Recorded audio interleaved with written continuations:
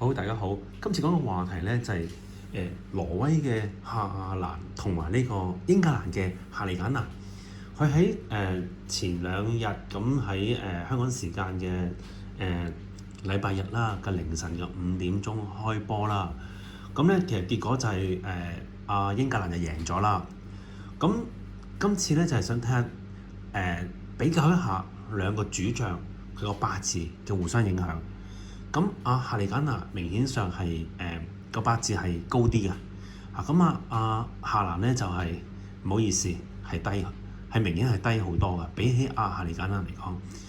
咁佢哋有好多相似嘅地方嘅，咁但係佢哋有地沖同埋有好多沖克嘅地方。咁夏蘭就唔夠夏利簡拿沖得勁，夏利簡拿就沖到夏蘭就趴咗喺度。佢兩個都冇入過波。但係當然佢兩個嘅發揮嘅影響力好大啦，咁咪令到英格蘭嘅其他嘅成員可以順利射波入球嚇。咁而家夏蘭其實我上一條片已經講佢係假專王格局啦，而夏利簡拿都係假專王格局。而夏蘭佢因為佢係月柱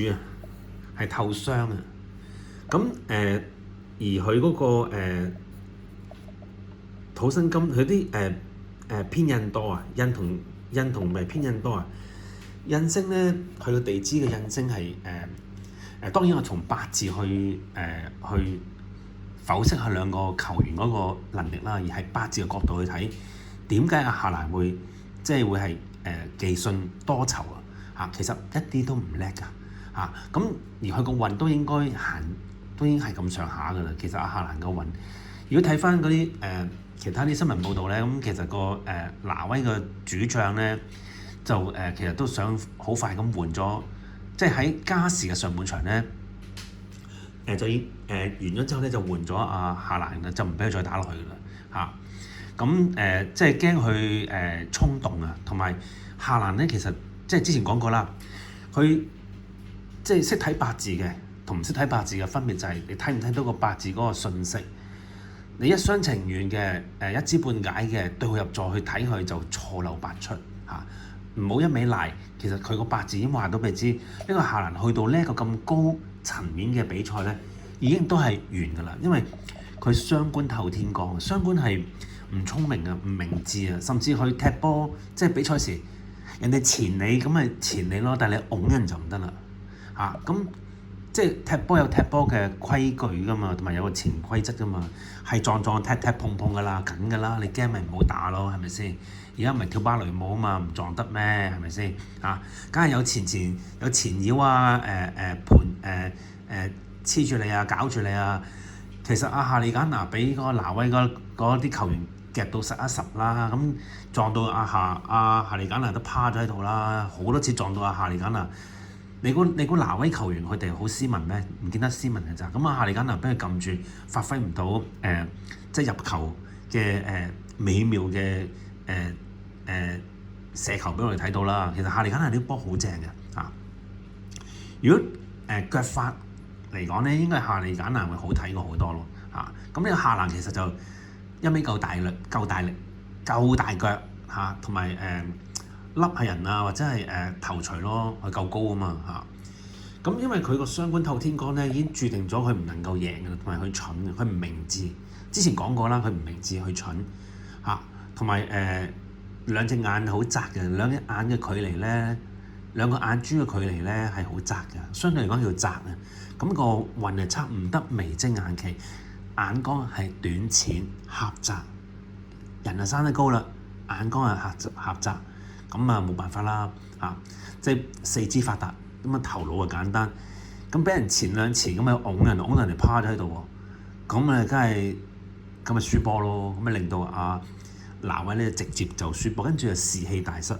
英格蘭就士氣大增，此消彼長之下，勝負已經決定咗。咁由於呢個主將夏蘭嗰個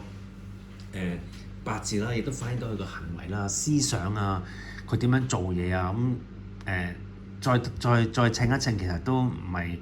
即係佢好運咯。之前嘅日子係好運咯，揾到錢咯。咁係咪可以再繼續揾到錢咧？難啲咯，因為佢即係喺世界盃嗰度已經顯示到佢本身嗰個真正嗰個才能咯。如果喺呢啲商業球會上面咧，咁佢唔係咁着數咯，唔係下下有人就佢咯，佢細路仔啊嘛，好 Q 啊嘛好似卡通人物啊嘛，唔好玩啊！呢個成人世界嚟噶嘛，足球場呢個世界盃係一個成人世界嚟噶嘛，你咁 cute 你咁乖，你個人臭嘅，咁你 eat banana 啦，係咪威得一時威唔得一世，你出到挪威或者佢都係喺曼城嘅，佢球會喺英國嘅球會曼城㗎，咁佢輸俾英國人都會好受歡迎咯。咁你冇得好講啦，你係英國人訓練你出嚟㗎嘛佢係9號仔，阿夏利簡拿又係9號仔，而佢同阿夏利簡拿嘅八字嘅日柱地沖神出地沖㗎，係會沖㗎人與人之間嘅八字係會沖克嘅因為地沖咁就睇下邊個唔好彩啦，咁睇邊個沖唔起啦。佢哋大運都沖埋㗎嗱，阿夏蘭就係丙戌大運啦，而夏利簡拿就係丙辰大運啦。兩個佢哋各自嘅大運都係地沖㗎，咁流年就丙午啦，大家都係丙午啦咁因為地沖的方即係好應咯，大家都係沖嚟沖去，你沖我，我沖你互相沖克嘅，又大家都係9號仔，你9號佢又9號咁佢係假專旺格，咁阿夏蘭又係假專旺格，哈利簡拿又係假專旺格，咁嘅情況之下，大家都冇入到球，結果夏蘭就冇咩人撞到佢嘅，但係咧睇翻嗰場波咧，其實我覺得世界盃係公道嘅，唔好話咩，即係就算係八字都反映到佢嘅最後結果㗎，冇得賴㗎你賴你就真係唔識，即係用八字角度去睇咧，係冇得賴㗎，冇得話呢路冇得咁樣講呢樣嘢㗎佢個結果就係任何嘅情況之下嘅結果，係啦。所以嚟講咧，呢個夏蘭咧，咁佢就即係技不如人啦。咁你遇着夏利簡拿就格食格，係啦，沖克大家都沖克你睇下夏利簡拿同夏蘭好似都冇乜握手㗎即係唔 friend 㗎即係雖然呢個挪威同埋英國咧都好 close 㗎啦咁變咗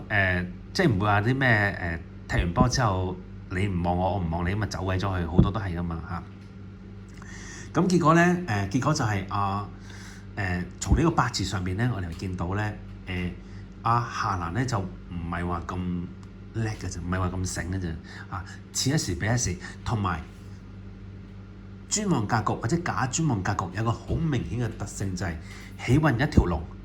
，PK 一條蟲。講完。